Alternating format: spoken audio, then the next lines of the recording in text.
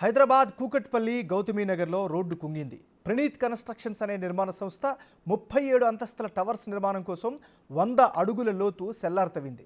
GHMC పరిధిలో cellar తవ్వకూడదు అనే నిబంధన ఉన్న నిర్మాణ సంస్థ అందుకు విరుద్ధంగా 100 అడుగుల మేర తవ్వింది. సరైన జాగ్రత్తలు తీసుకోకపోవడంతో చుట్టూ ఉన్న గోడ కూలిపోయింది. పక్కనే ఉన్న బిల్డింగులు కూడా కూలిపోతాయి అనే భయంతో కాలనీవాసులు ఇళ్లను ఖాళీ చేశారు.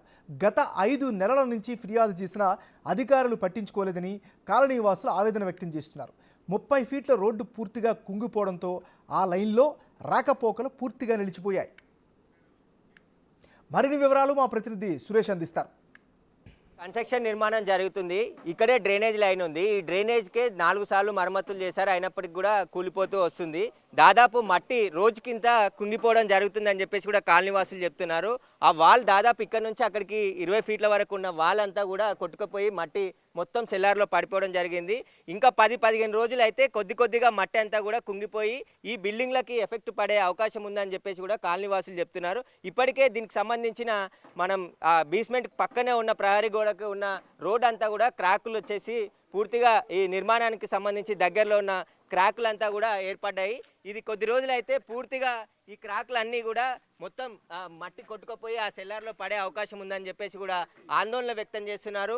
గత 8 నెలల నుంచి కూడా తాము అధికారుల దృష్టికి తీసుకువెళ్ళినప్పటికీ కూడా ఎవరు పట్టించుకోకపోవడంతోనే ఇంతవరకు కూడా ప్రమాద తీవ్రత పెరిగిందని చెప్పేసి కూడా చెప్తున్నారు. మొదట్లోనే దీని సమస్య పరిష్కరించుంటే దాదాపు ఈ రోడ్డు వరకే ఎండింగ్ అయిపోయేది. కానీ రోడ్డు ఇప్పుడు పూర్తిగా కొట్టుకుపోయింది. దాదాపు 30 ఫీట్ల రోడ్డు ఇది సీసీ రోడ్డు. సీసీ రోడ్డు కింద ఉన్న మట్టి అంతా తొలగిపోవడంతో పైన ఉన్న సీసీ రోడ్డు కూడా కొట్టుకొని ఇక్కడ ఆ సెల్లార్లో పడిపోయిందని చెప్పేసి కూడా చెప్తున్నారు. ఈ ఇంటికి సంబంధించిన యజమాని ఉన్నాడు, ఒకసారి మాట్లాడదాం. అసలు ఆందోళనకి గురవుతున్నారు. అసలు ఏందండి, అసలు మీరు ముందు నుండే సమస్య గుర్తించి చెప్పినప్పటికి కూడా ఎందుకు పట్టించుకోలే? ఇప్పుడు క్రాక్లు అన్నీ వచ్చినాయి కదా.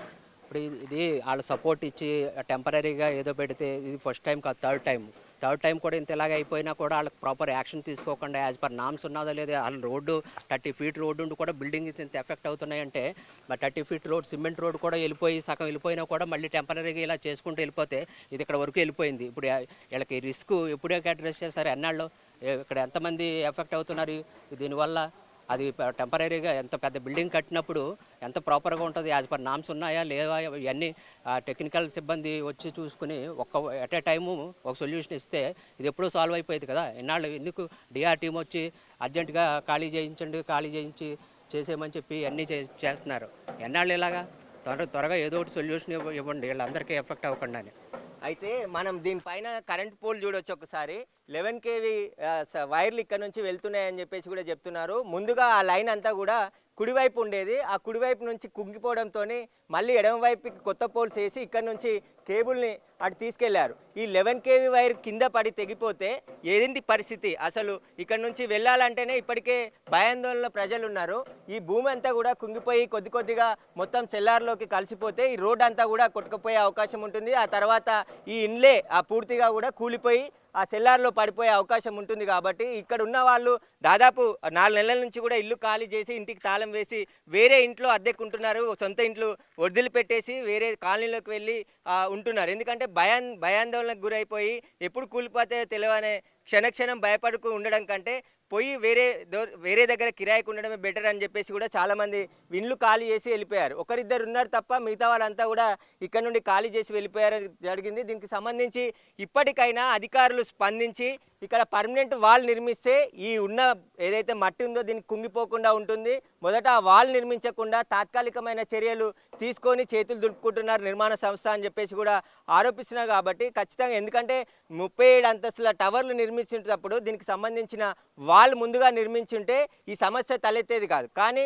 టెంపరీకి సంబంధించిన జేఎన్టీ ఇంజనీర్లు ఇచ్చిన సలహా మేరకు ఈ నిర్మాణాన్ని చేపట్టారని చెప్తున్నారు. కానీ 4 సార్లు ఇప్పటికి నిర్మించారు, 4 సార్లు కూలిపోయిందని చెప్పేసి కాలనీవాసులు చెప్తున్నారు. సరైన జాగ్రత్తలు, సరైన నాణ్యత లేకపోవడం వల్లే ఈ వాళ్ళన్నీ కూడా కూలిపోతున్నాయి. కింది నుంచి ఏదైతే సెల్లార్ దువ్వారో ఆ సెల్లార్కి సంబంధించిన కింది నుండి కూడా కాంక్రీట్ వాల్ నిర్మించుంటే ఈ మట్టి అంతా కూడా కుంగిపోకుండా ఉండేది. ఇప్పటికైనా అధికారులు వెంటనే స్పందించి ఈ వాల్ని నిర్మిస్తే ఖచ్చితంగా ఇప్పటికే దీంతో ఆగిపోతుంది. లేదంటే రానున్న రోజుల్లో తీవ్రత ఎక్కువ పెరిగే అవకాశం ఉంది. దాదాపు 5 ఫీట్ల నుంచి 25 ఫీట్ల వరకు దూరంకి మట్టి కుంగిపోయింది జరిగింది. దాదాపు ఇంకా 2-3 ఫీట్ల దూరమే ఈ మట్టి ఉంది. ఈ మట్టి కుంగిపోతే దాదాపు ఒక 4 ఫీట్ల దూరంలోనే ఈ అపార్ట్మెంట్కి సంబంధించిన పిల్లర్లు ఉంటాయి. ఆ పిల్లర్లు దాదాపు 4 ఫ్లోర్ల అపార్ట్మెంట్ అంటే దాదాపు 10 ఫీట్ల లోతుల్లోనే పుట్టింగ్ పోసి ఉంటారు. ఆ పుట్టింగ్ నిర్మాణం కానీ డ్యామేజ్ అయితే బిల్డింగ్ ఎక్కడా కూడా పనికి రాకుండా పోతుంది. పూర్తిగా నిర్మాణం కొలాప్స్ అయిపోయి కింద పడిపోయే అవకాశం ఉంటుంది. కాబట్టి ఖచ్చితంగా ఈ 10 రోజుల్లోనన్నా ఖచ్చితంగా శాశ్వత పరిష్కారం చూపించాలని చెప్పేసి గౌతమ్ నగర్ కాలనీవాసులు చెప్తున్నారు. 9 నెలల నుంచి అధికారుల చుట్టూ తిరిగి అలసిపోయాము, ఇప్పటికీ కూడా ఎవరు కూడా సమస్య పరిష్కరిస్తలేరని చెప్పేసి కూడా వాళ్ళు ఆవేదన వ్యక్తం చేస్తున్నారు. ఇప్పటికైనా ప్రభుత్వం తమ దీనికి సంబంధించిన దృష్టి పెట్టి ఖచ్చితంగా చర్యలు తీసుకొని సంబంధించిన అధికారులకు ఆదేశాలు ఇవ్వాలని చెప్పేసి కూడా వాళ్ళు కోరుతున్నారు. కెమెరామ్యాన్ శ్రీకాంత్తో సురేష్, బిగ్ టీవీ, హైదరాబాద్.